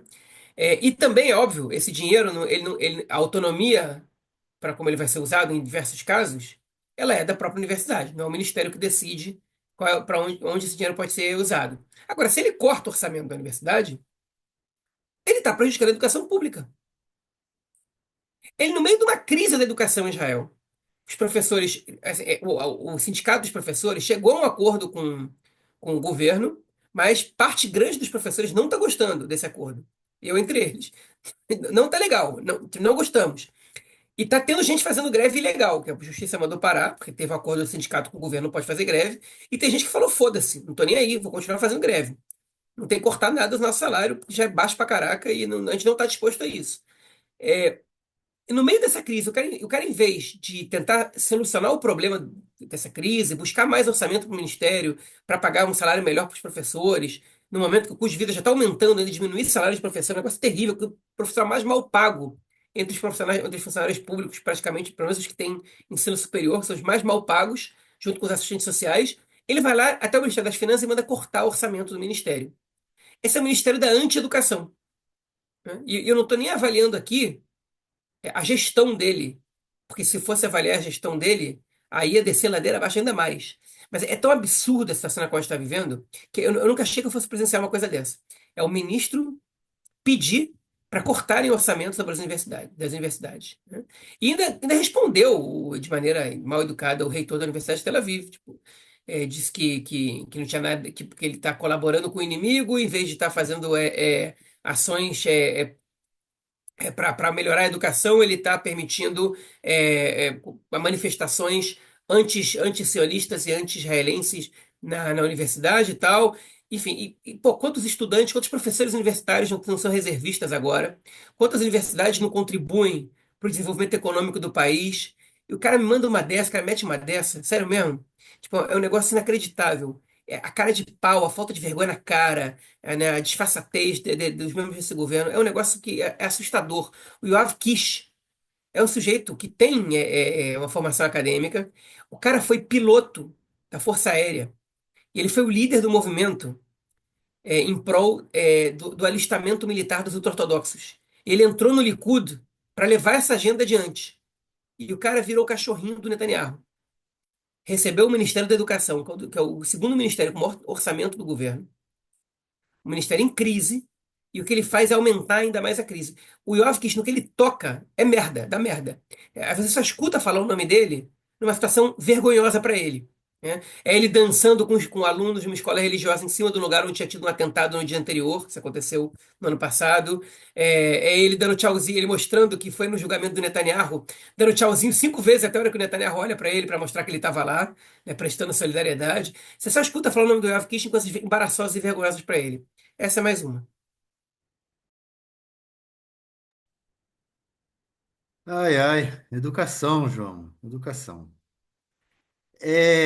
Tem dinheiro para colônia, mas não tem para educação. Vamos para a próxima, João. Tem Natsif para educação Sheru. dos ultra-ortodoxos, tem. Para educação Ah, também pois tem. é. Natsif Sheruta Medinar, ou o procurador, né, vamos dizer, o ouvidor, na verdade, né, o ouvidor ali do serviço público, foi nomeado pelo Netanyahu. Mas o Netanyahu não poderia ter feito isso. Obviamente, ele nomeou alguém de seu interesse, e obviamente é muito bom, né, você ter um ouvidor ali que está do seu lado. Foram colocados aí, apresentados processos, né, apelos no Supremo Tribunal de Justiça, que agora mandou Netanyahu nomear uma outra pessoa, que já foi nomeada temporariamente. E aí, cara, essa era mais uma tentativa do governo em controlar ali as autarquias, né? O serviço público, os serviços do Estado de uma forma geral, né? As instituições do Estado de uma forma geral. Mais uma vez, o Supremo freou. E aí, será que segura? O Supremo freou porque a questão é a seguinte: essa nomeação, ela é uma nomeação que não tinha que ser feita pelo primeiro-ministro, né? Segundo a lei anterior, ela tinha que ser feita por uma comissão. E o governo trouxe essa nomeação para si, através de uma lei que eles passaram no parlamento. E o Supremo mandou é, interromper porque eles querem avaliar se essa lei ela interfere nos princípios democráticos de separação dos poderes. E eles vão avaliar isso. A Suprema Corte está avaliando isso agora, freou essa nomeação. Eu não sei nem quem é o sujeito, não conheço, não procurei ver quem era, porque coisa boa com certeza não é. Mas é mais uma tentativa do golpe judicial, né? E aí fica na mão da Suprema Corte travar essas coisas. Aí fica uma guerra. Estão vendo a mesma coisa no Brasil, né? Os brasileiros que escutam a gente, e cidadãos brasileiros, ou habitantes do Brasil, estão vendo a mesma coisa. Uma guerra, no caso no Brasil, entre o parlamento e o judiciário, no caso, o Supremo. Aqui acontece coisa parecida. O parlamento barra governo, porque o sistema parlamentarista israelense faz com que o parlamento e o governo eles sejam uma força muito uniforme nesse caso, eles estão em guerra com o setor judiciário, especialmente a Suprema Corte de Justiça, que está travando a tentativa de golpe de maneira moderada, mas de alguma coisa eles conseguem travar. E esse é mais um capítulo, né? E o governo vai tentando e vai tentando. E não pense que isso é coisa pequena, não. Porque esse sujeito, ele é o cara responsável por avaliar todas as nomeações públicas. E se e se esse cara ele é parça do governo, né? Ele é afinado com o governo, ele vai deixar passar tudo, ele vai fazer vista grossa para conflitos de interesses, para esse tipo de coisa, ou para pessoas que não são profissionalmente capacitadas para estar nos seus cargos, ou várias situações que a gente nem sequer parou para pensar ainda. O governo praticamente tem o poder de alterar a configuração dos profissionais da parte técnica e colocar e transformar o setor técnico em indicações políticas. E isso, e principalmente o alto escalão, isso é muito perigoso. E isso é a raiz da extrema-direita, que fala em deep state, que os profissionais do governo, do Estado, que não deixam a gente fazer essas transformações. É exatamente isso que eles querem mudar. Eles querem que os profissionais do alto escalão sejam todos indicações políticas que facilitem o trabalho do governo na implantação das suas pautas. Isso é muito perigoso, isso não é um carro qualquer. Ele está passando por baixo do radar de muitas manifestações e é muito importante que a Suprema Corte vete isso. Não é uma situação, não é uma brincadeira, não é um cargo qualquer, não é um cargo de um ministério específico. É um nome que pode facilitar o governo que controle praticamente todas as instituições públicas do país a médio prazo. Meus amigos, fica tudo parando no Supremo, né? Vamos ver até quando o Supremo vai ter força para continuar dando aquela freada. Olá, João. Olá, Marcos. Tudo bem com vocês? Aqui é o Fernando Ribeiro, de Curitiba. Sou artista da performance aqui da cidade. E eu entrei em contato com o podcast do Lado Esquerdo do Muro na época do 7 de outubro, né? Foi uma indicação de um jornalista da SBT, se não me engano, no Twitter. Brevemente, tenho a minha história com Israel é que em 2018 eu fui para Israel pela primeira vez para participar de um festival de performance art, o ZAS Festival, em Tel Aviv, em dezembro de 2018. Eu participei de 2 festivais. Teve esse festival, o ZAS Festival, e teve um festival que era um Festival das Luzes, que acontece num bairro ali próximo da rodoviária de Tel Aviv. E nessa ocasião eu fiquei 10 dias, pouco mais de 10 dias em Israel. Fui também para Arad, fui fazer performance no deserto de Negev, que foi uma das experiências mais incríveis que eu já participei. Fiz performance em Arad, fiz performance em Tel Aviv, foi uma experiência incrível. E já tinha amigos judeus, fiz novos amigos judeus, e estava acompanhando já alguma coisa, muitos deles nas manifestações lá contra o golpe do judiciário. E quando aconteceu tudo isso, claro, eu fiquei super preocupado e procurando informação e vendo que não chegava informação aqui no Brasil do que estava acontecendo. E foi aí que encontrei o podcast de vocês, né? Foi indicado e eu comecei a ouvir, não parei mais, ouvi todos os episódios inteiros até então. E só mais uma coisa para dizer que é o seguinte: eu não ouvia podcast.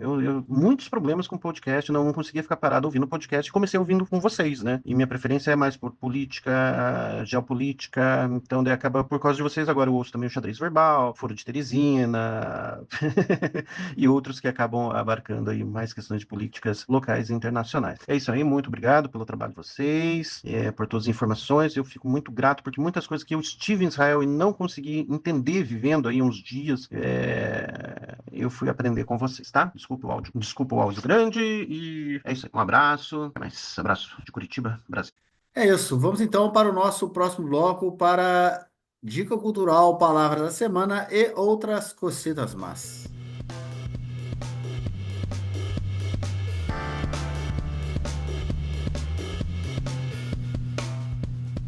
Oi, Marcos, oi, João.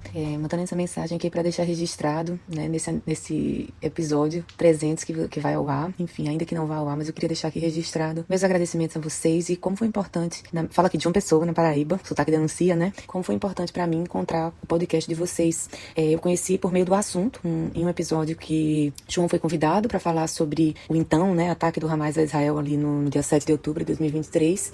E eu estava muito ávida por mais informações a respeito daquele evento em específico. E aí ela falou que João fazia parte desse podcast. Então, desde então, sou, não é leitura, como é que fala? Ouvinte assídua do podcast de vocês e sou muito grata pelo tanto que eu aprendi. A questão palestina, israelense, o conflito sempre me foram muito caras, assim, eu sempre tive curiosidade, mas nunca me aprofundei, né? Eu sou formada em Relações Internacionais, sou doutora em Ciência Política, mas minha área de estudos é outra, eu estudo União Europeia, mas à medida que eu fui ouvindo os episódios, eu fui gostando mais e mais, né, do tema, me aprofundando, apesar de ser profundamente frustrante, né, de estudar. Então, assim, é muito engraçado que aqui em casa todo mundo já sabe, né? Lá vai a Ana Beatriz ouvir o podcast dela, então eu tô no banho, tô ouvindo, tô indo pra PB da aula, tô ouvindo, é nos momentos em que eu consigo ouvir. E sou muito grata, né? Eu sei que deve ser bastante cansativo para vocês de produzirem esse material de tão alta qualidade, com informações realmente fidedignas, mas para muitos, como foi para mim, foi a principal fonte de informação a respeito de questões tão complexas, né? Que a gente fica às vezes em dúvida da credibilidade, da fonte. Então, vocês são aí meus companheiros desde outubro de 2023, de forma semanal, e as discussões levantadas aí no podcast me inspiraram a fazer uma mudança, assim, diária. Então, eu continuo estudando o que eu sempre estudei, mas agora eu tô tentando aplicar para um pós-doc em que eu pretendo estudar a questão do nacionalismo religioso, não especificamente no caso, né, de Israel, é mais em relação ao meu objeto de estudo, que é a União Europeia, mas, assim, as discussões levantadas por vocês, a forma como vocês sempre trouxeram as notícias à luz, né, assim, da história, de várias outras disciplinas, me inspirou a essa mudança aí num pós-doc, né, sair um pouco da minha zona de conforto. Então, parabéns pra vocês pelo podcast, obrigada por fazerem isso de forma tão profissional, e é isso, vocês impactam a vida de muitas pessoas de muitas formas diferentes. Na minha vida foi desse jeito, espero que continuem aí por mais bons 300 e mais 300 e mais 300 episódios, gente, parabéns pelo trabalho e espero que cada vez mais vocês recebam mais e mais incentivos pra continuarem aí nessa jornada. Obrigada pela companhia semanal, desde então, um abraço. Esqueci de dizer uma coisa, apesar de ser internacionalista, né, e no meu doutorado ser em ciência política, Mas o que mais me interessava a estudar a respeito, me interessa, né? A respeito de Israel, era que eu não conseguia entender a defesa cega e restrita do setor evangélico. Eu sou cristã, anglicana, né? Protestante. E me incomodava demais a forma como os líderes religiosos aqui do Brasil, dos Estados Unidos, do mundo inteiro, né? Mas particularmente aqui do Brasil, eles faziam referências a esses símbolos de Israel. E isso me incomodava profundamente. Então, por meio do podcast de vocês, como eu disse, né? Eu conheci por conta do assunto. O Xadrez Verbal também já tinha mencionado, vocês escuto os episódios deles. Foi por meio deles que eu conheci o André Daniel Haik, eu acho que é o nome dele. Tô lendo o livro dele agora. Então, assim, o podcast de vocês foi o pontapé aí pra muita coisa nova que eu tô estudando. Aqui é Ana Beatriz Leite Henriques, de Lucena. Sou ouvinte do podcast de João Pessoa, na Paraíba, e sou professora de Relações Internacionais na Universidade Estadual da Paraíba. Bom, gente, a dica cultural é minha essa semana e eu vou voltar para música. É isso aí, eu vou colocar lá na nossa lista do Spotify o primeiro álbum da banda, da cantora Jane Bordeaux, que, enfim, surgiu aí na cena musical israelense há pouco mais de 10 anos atrás e continua ainda aí nas paradas de sucesso. Enfim, para quem quiser conhecer um pouco também da música atual, né, moderna, israelense, atual mesmo, né, continua aí nas paradas de sucesso. Enfim, João, palavra da semana, cara. Tem aí alguma pensada, cara? Ou tu vai abrir o Haaretz? Abre o Haaretz, João. Demorou muito para responder, abre o Haaretz. Vamos Tô com lá. ele aberto aqui na minha frente já, tem tempo. Pô, Você tá falando, quando você saiu, me entregou. Falou, "Ô, vai abrir o ar e você tava com ele aberto." peraí, eu também estou procurando. Então, olha só, vamos lá. A palavra da semana é Haredi, que é a expressão em Ah, hebraico que a gente usa para se referir aos ultra-ortodoxos. Mas a palavra Haredi, ela vem do verbo lachrod, que significa temer. Ou seja, Haredi, em bom hebraico, significa temente. Ou seja, aqueles que são tementes a Deus. É assim que eles mesmos se definem, não é um termo pejorativo, é assim que eles mesmos se definem, e a gente se refere a eles também dessa maneira. Um termo que é mais pejorativo, para se referir aos religiosos de maneira geral, é docim, mas eles não gostam tanto. Agora, Haredi, ou Hared, esse mesmo radical, ele também serve para Haradá. Haradá é pânico ou ansiedade. Ataque de pânico ou um ataque de ansiedade, por exemplo, chama Etkef Haradá. Etkef é ataque, né? Então você pode estar Hared, que é muito preocupado. Você pode estar com Haradá, que é com ataque de temer, né? pânico ou com uma crise de ansiedade. Como? Acho que também é temer, né? Temer a Deus, né? Pois é, temer foi o que eu comecei falando. Ah, sim, sim, sim. Tá. Pois é, e pode também ter medo, né? Então você tem pânico porque você teme alguma coisa, né? E É. essa palavra é usada para isso. Você pode usar essa expressão como medo, mas a expressão que mais se usa para medo é pahad, não é lachrod, não é hared, né? Eu acho que é mais Não é temer mesmo, haradá. né? O, É, o pois Hared é. é mais temer, como você falou lá, né? Tipo, De tementes. Pois é, eles são tão tementes. isso, Os exato. ultra-ortodoxos em Israel, a palavra ortodoxi, que é uma palavra, se não me engano, grega, ela é usada de vez em quando em Israel, só que ela não é precisa para se referir aos judeus religiosos, os ultra-ortodoxos, porque ortodoxos, segundo o judaísmo, são todos aqueles que cumprem as mitzvot, ou seja, os mandamentos, de acordo com a lei judaica, com a interpretação da lei judaica ao pé da letra. Então, as correntes judaicas não ortodoxas são aquelas que interpretam a lei judaica de maneira diferente, ou aquelas que não cumprem toda a lei judaica ao pé da letra, como, por exemplo, os reformistas que decidem. Isso aqui não é mais relevante, a gente não cumpre mais, né? Ou os conservadores dizem isso aqui é relevante, mas a nossa interpretação é outra. Os ortodoxos e ultra-ortodoxos, eles cumprem ao pé da letra, mas tem umas diferenças teológicas e sociais entre esses grupos, e por isso o termo ortodoxo não é tão usado. Então, aqui em Israel, a gente separa um grupo, né? Os ortodoxos a gente chama simplesmente de religiosos, o que não é correto do ponto de vista semântico, porque os reformistas não são religiosos, os conservadores não são religiosos, eles também são. Religiosos são pessoas que têm religião, que vivem, que a religião influencia nas suas vidas por uma escolha, né? Mas em hebraico, usualmente, você fala dati, eu já estou falando várias palavras aqui para você, mas dati que vira, enfim, que se refere exatamente, na verdade, na prática, aos ortodoxos, especialmente os ortodoxos modernos, ortodoxos sionistas, e Haredi, tementes aos ultra-ortodoxos. Ah, mas quer dizer que os sionistas ortodoxos não são tementes? Eu acho que eles são. Mas eles não se definem assim. Não é o termo que eles usam para se referir a si mesmos e como a sociedade se refere a eles. Sim. Eu acho que a palavra docim, eu acho que ela vem do Yiddish, né? Sim, acho que sim. Ela vem do Yiddish, porque tem todo o taf, né? Ele fica com som de S, né? No Yiddish. É. Então, eu acho que aí vem de dat, vira das, né? E datim, vira docim. Acho que essa é a... Não, na verdade, enfim, tem a explicação por causa do camar, patata, enfim, beleza. Já estudou Yiddish, João? Acabei de buscar aqui no Wikipédia e é exatamente isso. Ó, É a palavra dati, né, que é isso. em hebraico, mas em Yiddish, os Haredim pronunciam ela com sotaque Yiddish e vira Docim. daci e Docim. doci vira doce. Sim, doci vira Porque doce. aquele símbolozinho que é o do A, como é que chama o A que tem tem o A que é uma linha, né? Um Sim. traço, e o outro que é o outro símbolo é o que faz como se Uhum. fosse uma meia cruz ali, né? Um É. Tzinho. E Esse em aí, Yiddish quando. eles se referem a isso como um O, né? O O, exatamente, é. Exatamente. Vira doce, né? É Aprendendo várias isso, palavras aí relacionadas aos grupos judaicos. E olha só, a gente falou palavra que tem origem em hebraico, em Yiddish e em grego, em né? grego. Faltou só o árabe hoje. Isso aí. É isso, João. De acordo com a nossa pauta do nosso episódio Trezentola, ficamos por aqui, cara. Algo mais a declarar?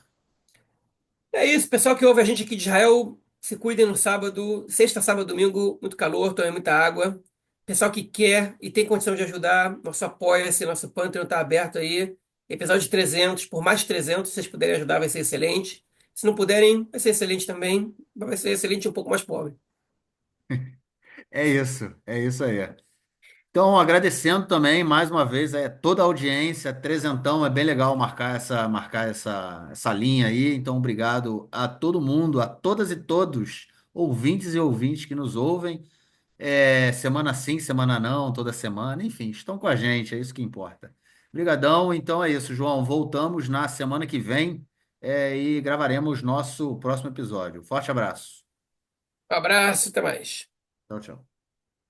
Bom, gente, como já é tradição, no início desse bloco, nomeamos nossas queridas e queridos ouvintes que podem e estão colaborando com o nosso projeto. Para quem pode, quer e ainda não o faz e mora no Brasil, pode contribuir pela plataforma Apoia-se e quem mora no exterior, contribui pela plataforma Patreon. Os links se encontram na descrição do episódio. Vamos então ao nome das nossas queridas e queridos ouvintes. A. Rezende, Abel Souto, Alcides Manzoni, Ale Edelstein, Alex Gruppenmacher, Alex Zeiler, Alexandre Himmelstein, Alan Tabakoff, Amir Arones, André Mermelstein, Arthur Benchimol, Arthur Cooperman, Asher Kipperstock, Bernardo Chigres, Bernardo Mascarenhas, Bruno Ruffier, Carlos Besso, Carlos Grum, Cecília Alca, Cíntia Tetelbon, Clarice, Cláudio Belfort, Cláudio Dailac, Cláudio Solon, Daniel Feldman, Daniel Korn, Daniel Schor, Daniel Spector, Daniel Weinfass, Daniela Rosenbaum, Daniele Moramei, Daniele Salgado de Oliveira, Dani Abensur, Daniela Rothband, David Bessler, David Koifman, Débora Blanc, Débora Rosenfeld, Débora Segal, Eduardo Feingold, Eliane Cooperman, Eliane Pichol, Eveline Alperovitch, Fabiana Rufato, Fabiana Vanderlan, Fábio Belgar, Fábio Gleiser, Fábio Luxo, Felipe Raimovich, Fernanda Carme, Fernando Gainer, Flávio Rabinovich, Gabriel Helfeld, Giovanna Orso, Júlia Tucci, Juliana Mordente, Glenda Rubinstein, Gustavo Frota Pereira, Gustavo Gorenstein, Guta Tomaskin, Guto Pereira Nunes, Helena Latermacher, Iago Oliveira, Ida Sandes, Igor Sender, Ilana Stein, Isaac Guanais, Isadora Chamis, Jacob Blumer, José Jardim, José Orenstein, Júlia Rios, Leonardo Bueno, Leonardo Stuhl, Iliana Fonseca, Lilian Starobinas, Liz Unikovs, Luana Lima, Luciana Maslum, Luiz Benoliel, Luiz Lederman, Marcela Bronstein, Marcelo Schulwacker, Marcos Sarauer, Marcos Saruer, Marcos Bliacheres, Marcos Gandelsman, Marcos Paulo Januário de Souza, Margarida Lacombe, Maria Célia Moscati, Maria Fison, Maria Pilar, Mariana Sampaio, Marília Neustein, Maurício Landi, Mayra Weinstock, Michele Schuckmann, Miguel Fausto, Mila Chazeliov,